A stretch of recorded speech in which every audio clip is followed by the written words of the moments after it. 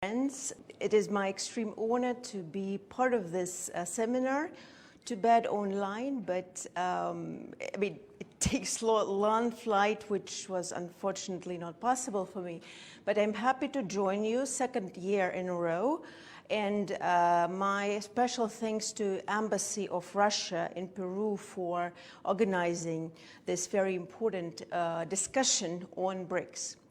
So what is BRICS? It has become extremely fashionable recently, and not for, it is for a reason.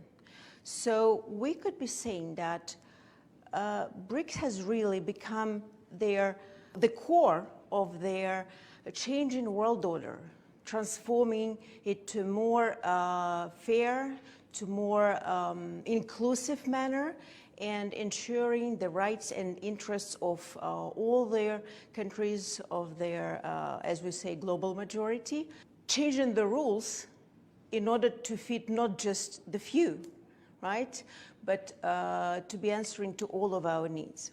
And that is why it is important. We saw this year it expanded to twice as big. So we, starting from January 1st, it became quite challenging task to incorporate the new members, but I think we managed.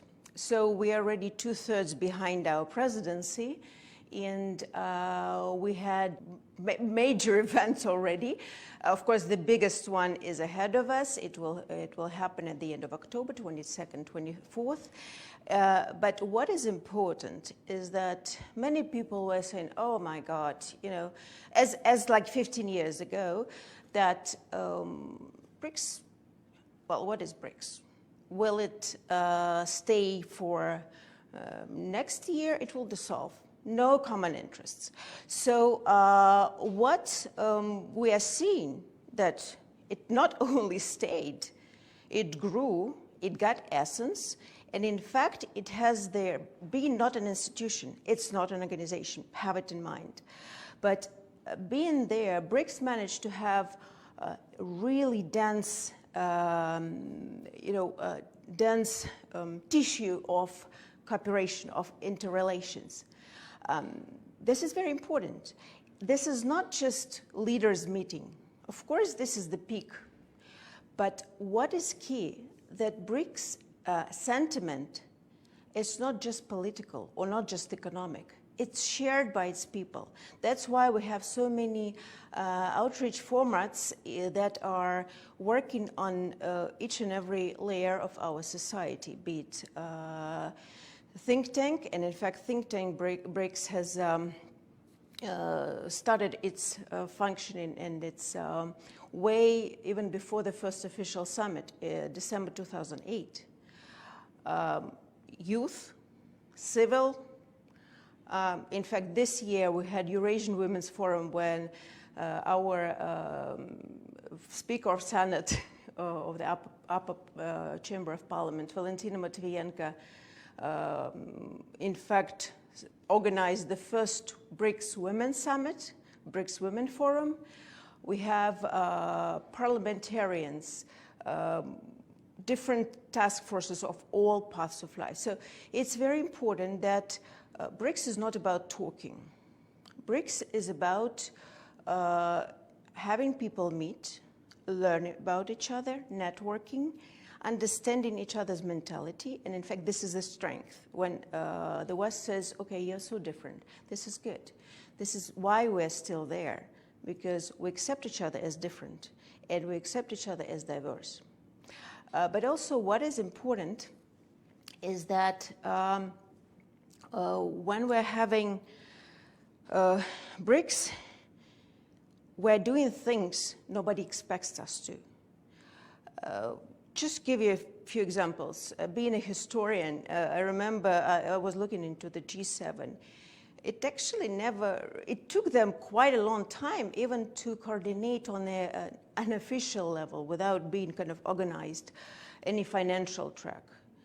They allowed in 2 years later Italy and Canada. They were not original members. It was the library group. So they let them in, but those two countries were not part of financial track for 10 years. So it's discriminative nature from the first, from the start, and also it doesn't put an effort into really challenging each other in terms of doing real projects. What we see with BRICS, we have NDB that came to existence just within 2 years after its experts started discussing it. We have the Network University, we have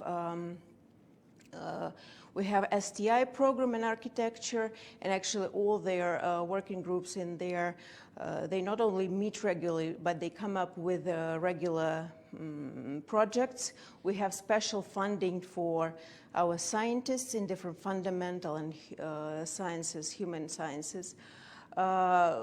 We have, if you look at our economy, because many people say it's primarily about economy, we see BRICS economic cooperation, BRICS economic trade, intra-BRICS. It grows much faster than BRICS versus the other world. So this is also, a sign of time, and what is done for that, we do take practical steps. So there are already 2 existing economic strategy partnerships, and we will take the 3rd one already with twice as many members next year. There usually question arises everywhere in all formats this year. So what will we see at Kasan? Will we see another enlargement? Anything might happen.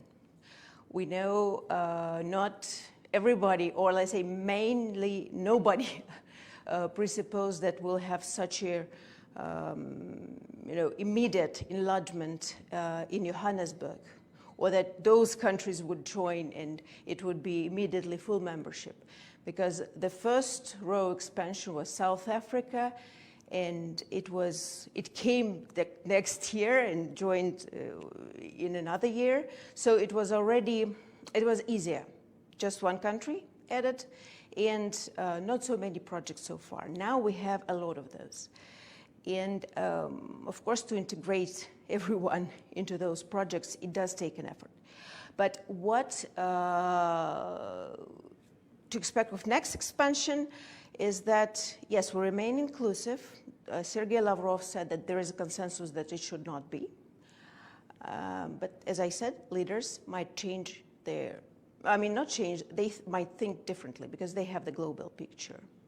But what is important, that the most efficient way would be to have new BRICS friends, partners, in a status of partner, because it is stressful to remain efficient, not just for BRICS, but this is not for nothing that I mentioned amount of projects and programs together and institutions. This is stressful to join in all of them immediately, something that was elaborated for a decade and a half. It takes time. So it does make sense, but as an expert, right? So leaders might decide differently. To have this partner status and ensure that the new countries, the aspirants that want to join BRICS, are step-by-step integrated. They join some programs, they join some events, some forums together with BRICS. And in fact, if you look at it this way, that's what we started doing this year already. Even before, but this year it was more obvious because, yes, we were first presidency, first chairship in the new expanded format. But also, if you look at all our events that are even a part of official calendar, we have many more countries. For example, I'm now talking to you from our ongoing BRICS school, International BRICS School, that is happening since 2017. And in fact, I hope that your students, your youth would be participating in the next ones. So this school now encompasses not just BRICS members, but 36 countries altogether. So we're already doing it. Even if there is no official enlargement, there's certainly already a group of world majority countries that is very much supportive of the fair international system, and that could work together to do it.